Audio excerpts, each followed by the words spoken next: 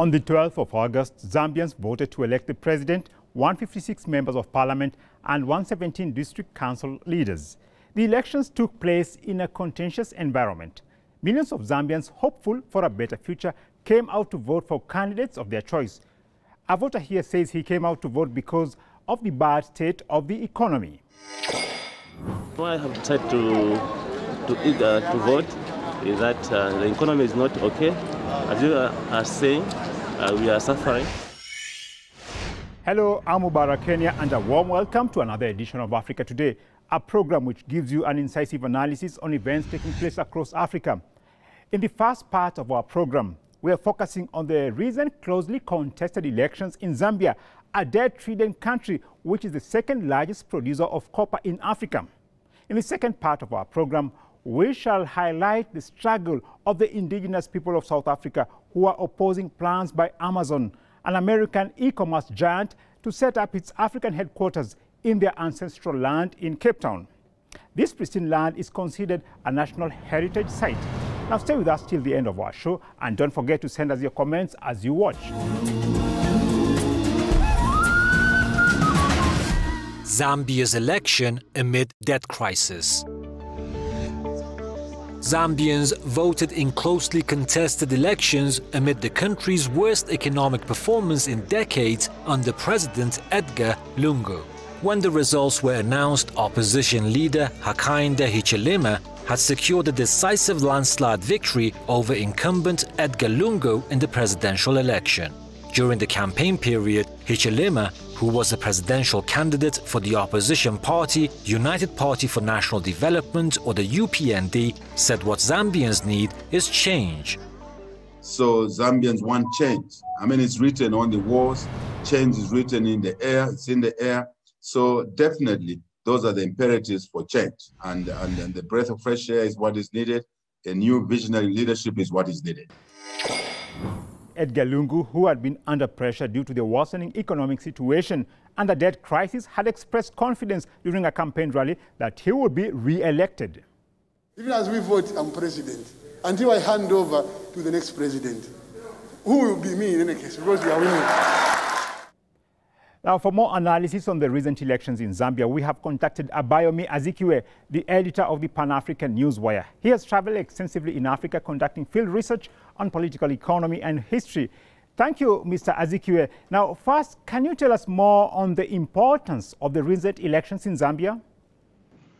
Zambia is a very important country in southern Africa. They produced copper.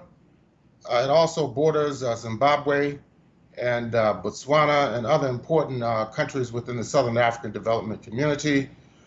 They have, of course, faced some of the same problems that the international community has faced with the pandemic, the economic slowdown, and of course, trying to import adequate mitigating medical supplies such as vaccines and other utilities that are needed at this time to address the social crisis in Zambia.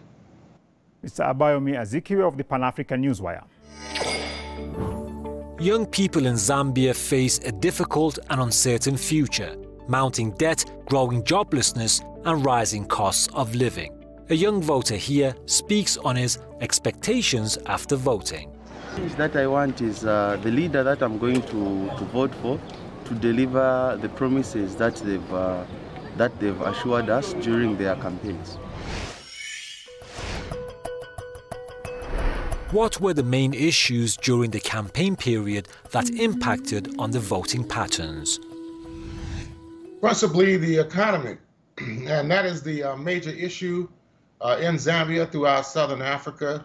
There's been a decline in economic activity. Shops, which normally would be doing business, have been closed. People have been sickened. There's been an increase in the mortality rate. And of course, all the political parties have their own programs in regard to how to address the social crisis and the public health crisis. So a lot of the issues that Zambia is facing centers around the economic challenges that are imminent right now. After the closely fought election in Zambia, the country is expected to face huge international monetary fund pressure to implement unpopular measures to ostensibly restructure the economy. Mr. Azikiwe, the livelihoods of ordinary Zambians have been impacted negatively by the fallout from the debt crisis after the government ran out of money to pay its creditors. Now, how will the IMF austerity measures affect the masses in this African country?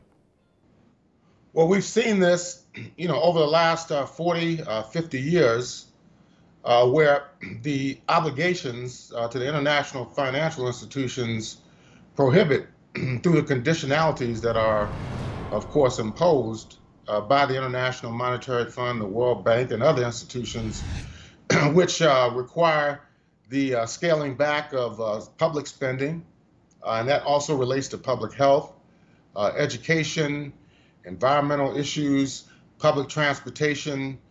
So this is a major problem, not only facing Zambia, but countries throughout the entire Southern African development community. So inevitably, they will have to seek some renegotiation of their international debt obligations, which in many cases is not favorable to the African states. Now, countries seeking assistance from the IMF are required to meet strict conditions, including the privatization of public services, deregulation of financial markets, and reduction of social spending, including on health.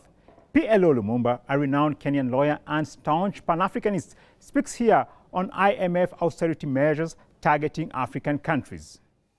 After COVID-19, the IMF is back. They are telling almost every African country, they are telling Zambia, they are telling Malawi, they are telling Kenya, they are telling Tanzania, they are telling Uganda, you must do what we want. The structural adjustment programs of the 1980s is back, alive and well. And before you and me know it, we will once again be answering to the beck and call of these new neo-colonizers.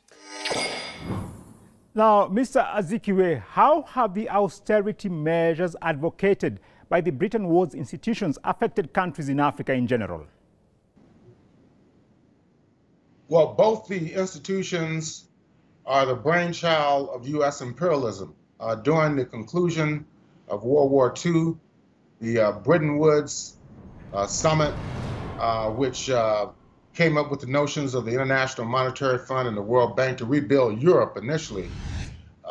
But after the reconstruction of Europe during the post-World War II period, much of its focus has been on Africa, Latin America, and Asia. And that is the story of a tremendous amount of underdevelopment and destabilization across the African continent.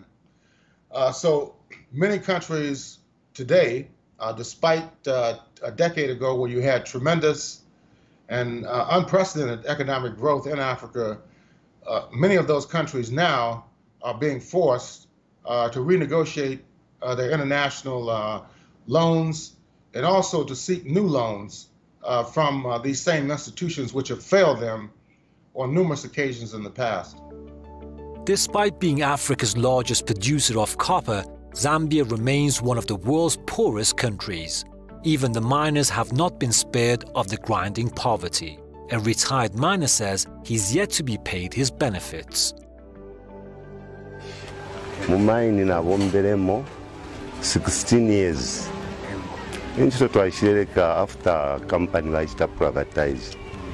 So kufumana numba tatulafola my benefits. Western companies have been mining copper for decades in Zambia, even before the Chinese came into the picture. So why has the country failed to benefit from this natural resource? Largely because they do not control the prices on the international market. This problem goes all the way back to the post-independence period under the first president and co-founder of modern Zambia, President Kenneth Kaunda. The prices drastically declined during the late 1970s, during the 1980s. And this, of course, caused him a lot of political problems inside the country. And in 1991, there was a multi-party election, and he was voted out of office. Now, the people who came in said they were going to do a better job in improving the economy, but here we are 3 decades later, and it's facing the same crises. So this is an ongoing problem. Many primary mineral and strategic resource producing countries do not control the prices of the commodities in which they sell on the international markets. The negative impacts of debt servicing have been deeply felt across Zambian households.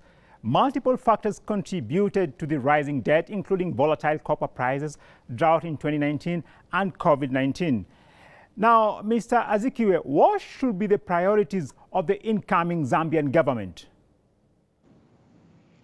Well, it will have to be to improve the living standards of the working people, of the poor, of the farmers, of the peasants, to open up direct dialogue with the broader civil society, and also work towards a regional solution to the problems of the Southern African Development Community. These problems are not just limited to Zambia. We have the problem in Mozambique, which historically Zambia has been very much engaged with, in northern Mozambique, where there's a Takfiri insurgency, and there's been a mobilization of African military forces from Rwanda and also from the South Africa, Botswana, to aid the Mozambican government in this attack by the terrorist organizations. This is something that no country in the SADC region will be able to ignore. So they'll have to deal with the international issues as well as the domestic issues. Well, thank you very much, Mr. Azikiwe, for your insight. Now, let's take a short break, and when we come back, we shall discuss how U.S. e-commerce giant Amazon plans to set up its African headquarters in Cape Town in total disregard of the environment and South African heritage. Stay tuned.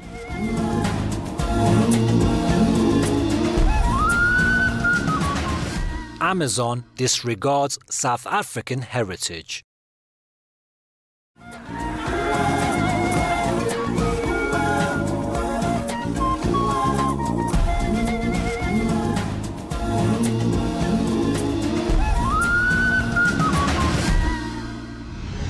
Indigenous people in South Africa are protesting over plans by an American multinational technology company, Amazon, to build a new headquarters on a heritage site in the country's legislative capital, Cape Town.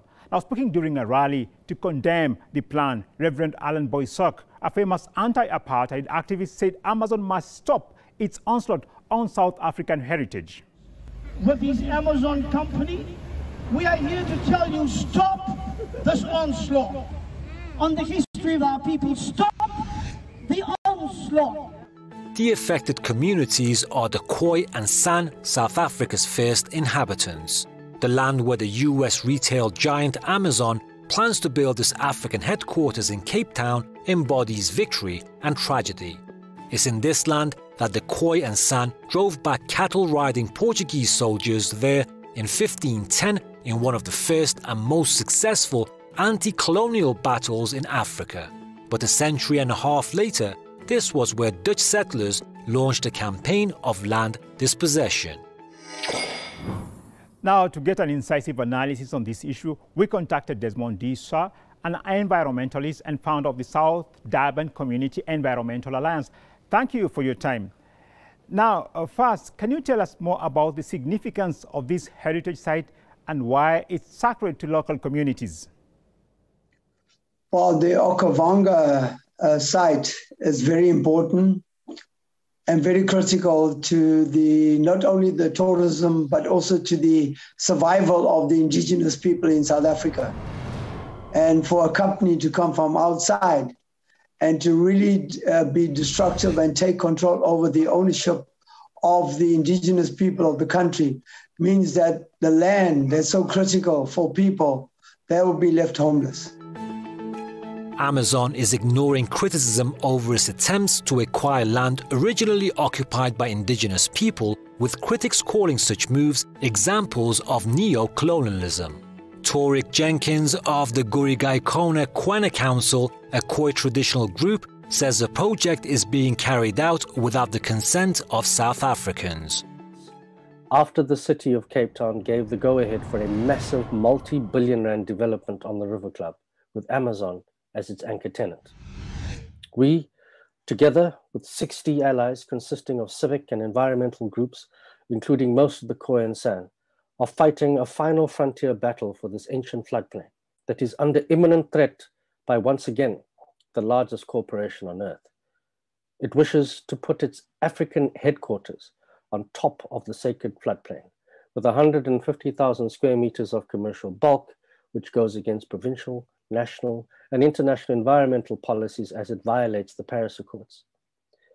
And unfortunately, this is all being done in the name of the San and Khoi without their consent, and without the consent of the people of Cape Town, and without the consent of the people of South Africa. Why is the American e-commerce giant Amazon disregarding the heritage of the people of South Africa and insists putting up infrastructure in this land? Well, it's all about money. It's all about profit. And big companies do not see heritage, do not see the value of the land and the site, which has been precious and important to the people of this country, in particular the indigenous people. Companies like Amazon have abused their power, no matter where they've gone in the world. They've abused their power by using their money and being destructive in destroying the land, destroying the heritage and culture of people all over the world, and even in the US. Now, Amazon's proposed headquarters also poses serious environmental concerns and will violate Cape Town's established climate resilience policies. Now, an environmental activist speaks here against the project. The city's own environmental management department says there's so many holes in this application: climate change, water, hydrology, flooding. It's inconceivable that the tribunal didn't consider those considerations. Now, what's the environmental impact of Amazon's proposed headquarters in this heritage site in Cape Town?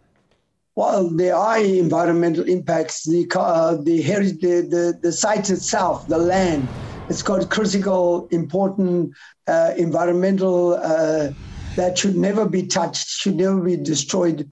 And that means that what will happen is that they're going to, using the land, they will explore for a host of things on that land and destroy it. And our concern is that no matter what you do, you're going to never rebuild it. You can never take it, is what they call offset it in another area, because the heritage of one land, one site, can never be developed in another area. And Amazon, by their actions, are going to destroy the site completely. And whilst they'll make huge profit, they will never be able to build that site anywhere else.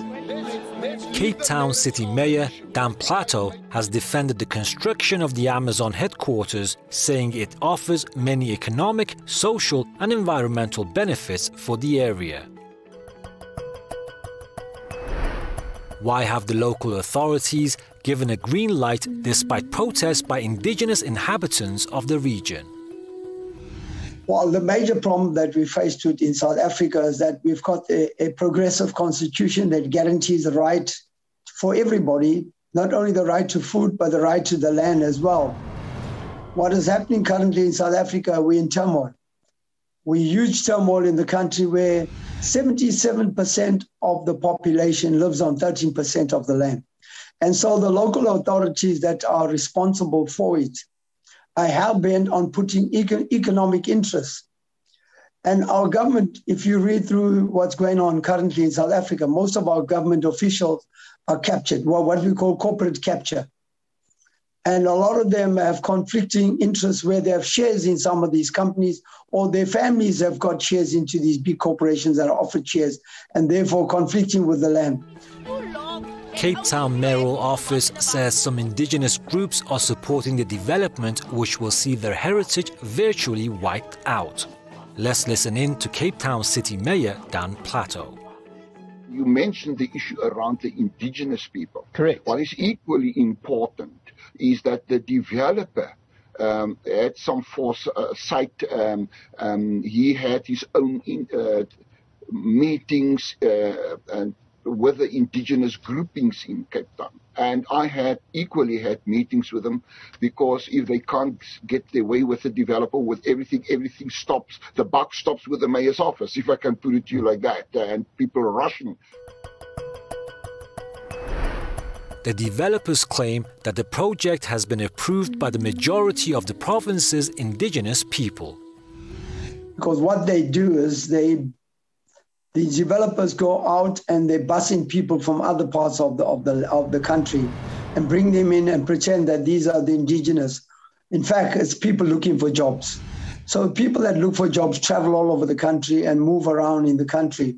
And what really happens is that the industry signs these people up and the consultants sign them up on the pretext that they're going to get jobs. Once the approval has been given, then jobs are going to be guaranteed for these people. So it's not the indigenous people of the land that occupy the current land.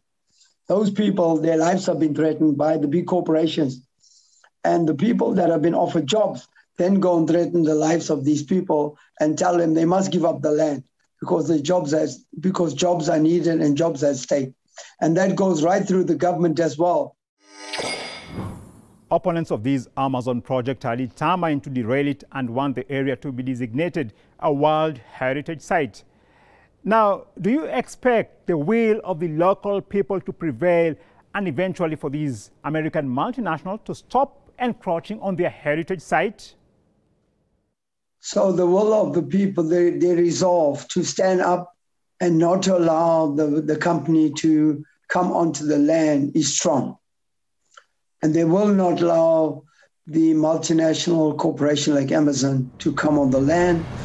They will have the support of all peace-loving people in South Africa who are very environmental conscious, who are also conscious of the land. This is something that we've been fighting for years to ensure that our people own the land, have access to the land, plow the land, and protect the land for their families, but more importantly for their children. So that will prevail. What will happen is that there is a local campaign around the entire country. And from the local, we'll take it to the national. From the national, it will be taken to the continental. From the continental, we will take it to the international. So it'll be solidarity all the way, and Amazon will be boycotted all over the world.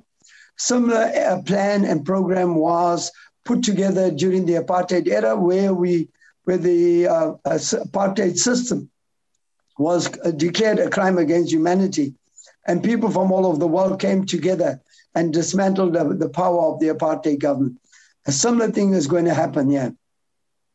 If Amazon wants to test the resolve of the people of South Africa and indigenous people, the people are going to stand up. The people will not allow Amazon to use its money to steal the land from the people of this country. A big corporation like Amazon should not be doing that. If they want to develop economic, they must come and discuss that with the people and ask the people what sort of economics do they want. The sort of economics that Amazon wants to bring here is going to destroy the land that will take generations to bring back to normal, and it might never ever happen to bring it back. Well, there you have it. The indigenous people of Cape Town in South Africa are ready to lead an international boycott of Amazon if this American e-commerce giant insists on destroying their heritage.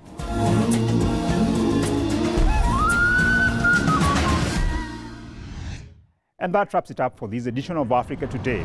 Drop us a line through our social media handle and let us know what you think about today's program. You can also watch today's show on our website, presstv.ir. And thanks a lot for watching, and God bless you.